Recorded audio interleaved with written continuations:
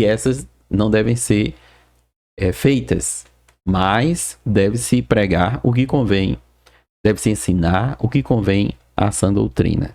Aqui são 2 textos bíblicos para a gente ensejar a discussão sobre o tema pregação e pregadores, e hoje mais especificamente pregação. Então eu começaria perguntando a vocês com relação à conceituação, ao significado do que seria essa arte, porque a gente sabe que a oratória, a retórica, é uma arte. E ela tem um nome dentro do estudo teológico, que é homilética. Eu perguntaria a vocês, o que é isso? O que é homilética? A definição do termo homilética vem do grego homiletikos, que é mais ou menos algo como associar, né? Como se fosse uma espécie de comunicação em sociedade para os ouvintes. Antes de entrar um pouco nessa questão da definição, é importante saber o seguinte, que quando o pregador ele busca na homilética esse sentimento de formação, de falar bem, o interesse dele, primeiro, na questão da homilética religiosa, né, é, em primeiro lugar, agradar a Deus. Como nós falamos, inclusive, no episódio passado, a responsabilidade do pregador é proclamar aquilo que Deus diz.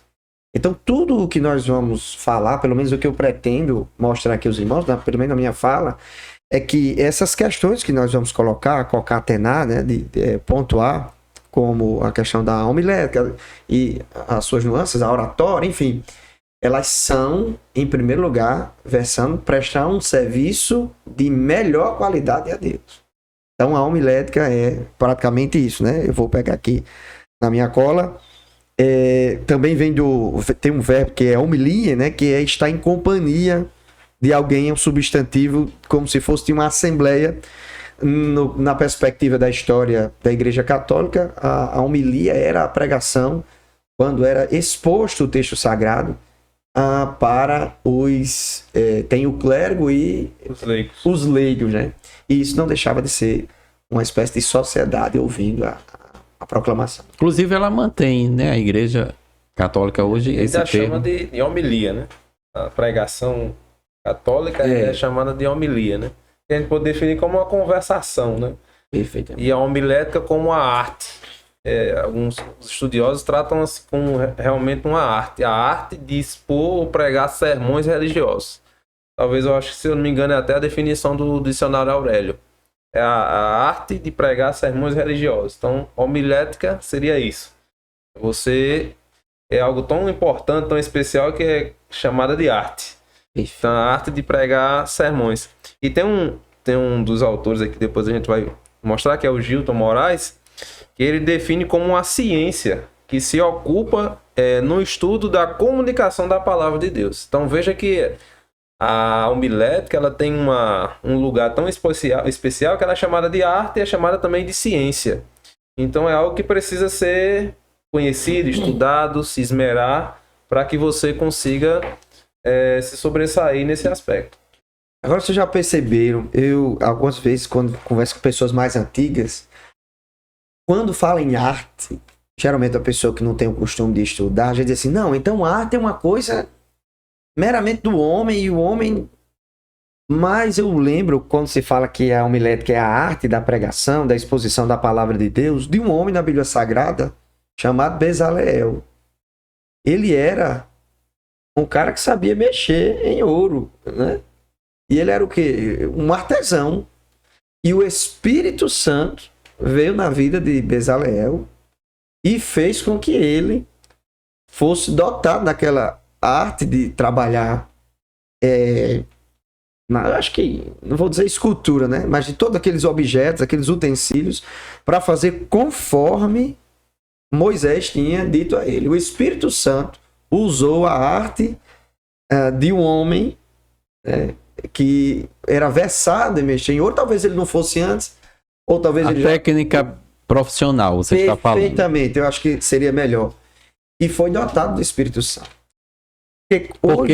Porque conduziu a arte dele, profissional, para um trabalho religioso. Para a glória de Deus. Que era para a glória de Deus. Que era era a serviço da causa, vamos dizer assim, da religião em que ele pertencia. Isso. Falando em termos mesmo sagrados, né? Sem entrar aqui no mérito da questão da verdade. Mas quando você diz o Espírito Santo capacitou para aquela função ali, ele já tinha a técnica. E agora foi direcionado. E é claro que ele fez... A técnica dele não era para o sagrado, mas ele foi capacitado a partir da sua técnica para o sagrado. E o Espírito Santo usou aquele homem.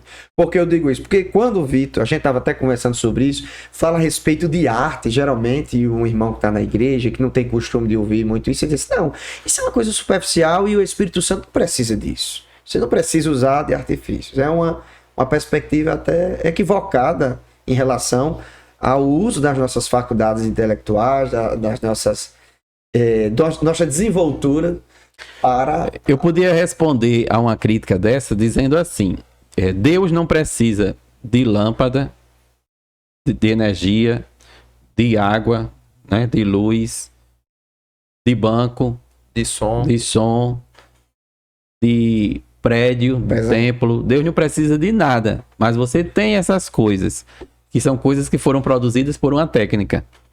Eu diria que são elementos são coisas que potencializam os elementos do culto. O som, os instrumentos musicais, eles contribuem para que os elementos, por exemplo, do culto fiquem aperfeiçoados, melhores. Então a homilética é uma ferramenta de aperfeiçoamento da pregação da palavra de Deus. Então, você não gostaria de ouvir num culto todos os louvores do culto, toda a parte musical do culto? Você não gostaria que fosse realizado por uma pessoa desentoada? Muito bom, é isso mesmo. Então, a pregação também não deve ser feita por uma pessoa que não tem o esmero da técnica da oratória. Exatamente. Me faz lembrar um texto de Paulo a Timóteo também, 2ª Epístola, capítulo 2, versículo 15, onde Paulo diz: procura apresentar-te a Deus aprovado, como obreiro que não tem de que se envergonhar e que maneja bem a palavra da verdade. E esse termo manejar bem, Paulo usa em uma citação ao seu próprio trabalho de fazer tendas. Então é como cortar corretamente a pele dos animais para fazer a tenda certa.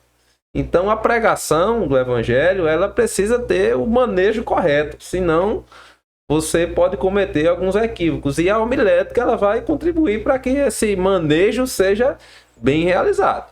Agora, não puxando para o lado negativo, mas a gente escuta muito disso em algumas pessoas que, por exemplo, entram em escolas teológicas e confessam o seguinte: professor, eu tinha um preconceito. Quando o pregador chega no púlpito, que ele abria a Bíblia e puxava um sermão, eu dizia, sermão pronto.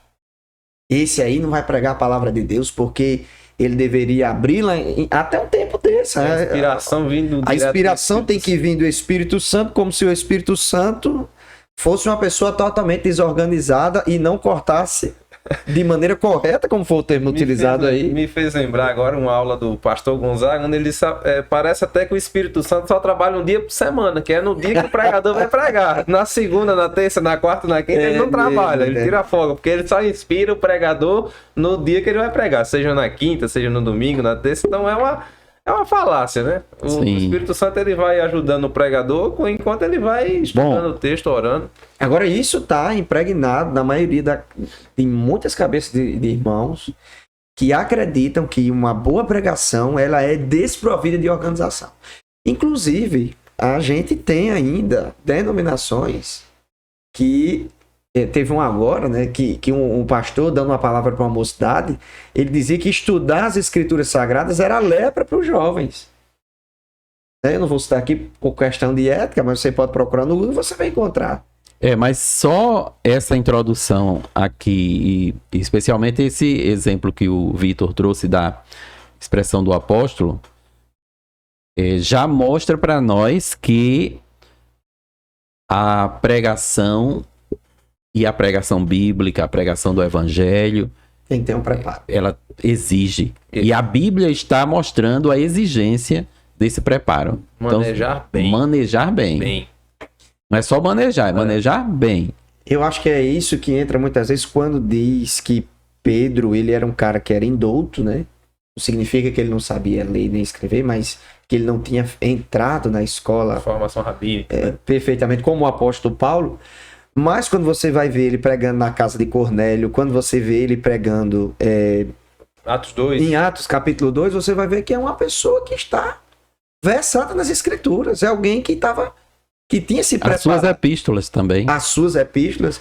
Então, essa, infelizmente, parece ser uma informação que é dada para nós que temos o manejo, que anda nesse ciclo de irmãos que gostam de estudar, mas ainda existe uma boa parcela que quando escuta esse nome homilética, quando escuta esse nome retórica, enfim, e pensa nisso simplesmente como algo que deveria ser descartado pelo orador, pelo pregador, como se Deus não precisasse disso. Mas aí, como foi falado aqui, Deus também não precisa de um microfone, né? E por que você usa microfone? Deus não precisa de um local fechado com ar-condicionado. Então, Deus, na verdade, não precisa. Mas ele se utiliza de ferramentas que melhoram, ou ampliam, ou amplificam, ou entram num contexto, eu acho que a palavra melhor seria essa, ou entram num contexto melhor onde nós estamos vivendo. Não modifica a palavra, mas ela consegue penetrar em qualquer contexto. Mas depois desse podcast, quem tinha essa crítica não vai ter mais. Graças né? a Deus. Agora, vamos já prosseguir para o desenvolvimento dessa... Eu acho que tem uns caras teimosos, viu? Uma pergunta que eu faria assim, quais são os tipos de pregação que existem? Já que nós estamos falando aqui de preparo, né? De capacitação. Quais os tipos de pregação que existem? Existe mais de um tipo de pregação? Existem estilos diferentes de pregação? Falamos em termos de sermões, né? Tipos de sermões, pregações. Basicamente, nós temos dois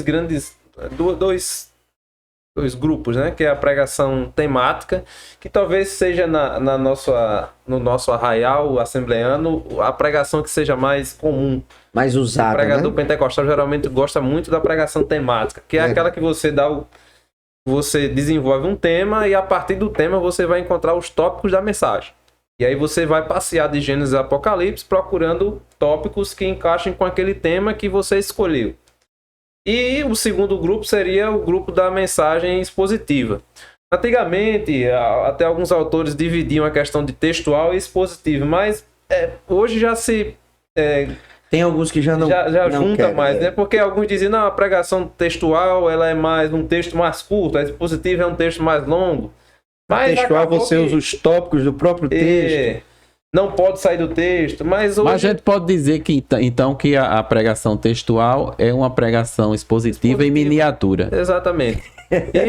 E a pregação temática. Então são dois grupos. Esse homem é uma fábrica de ideias, viu? E a temática.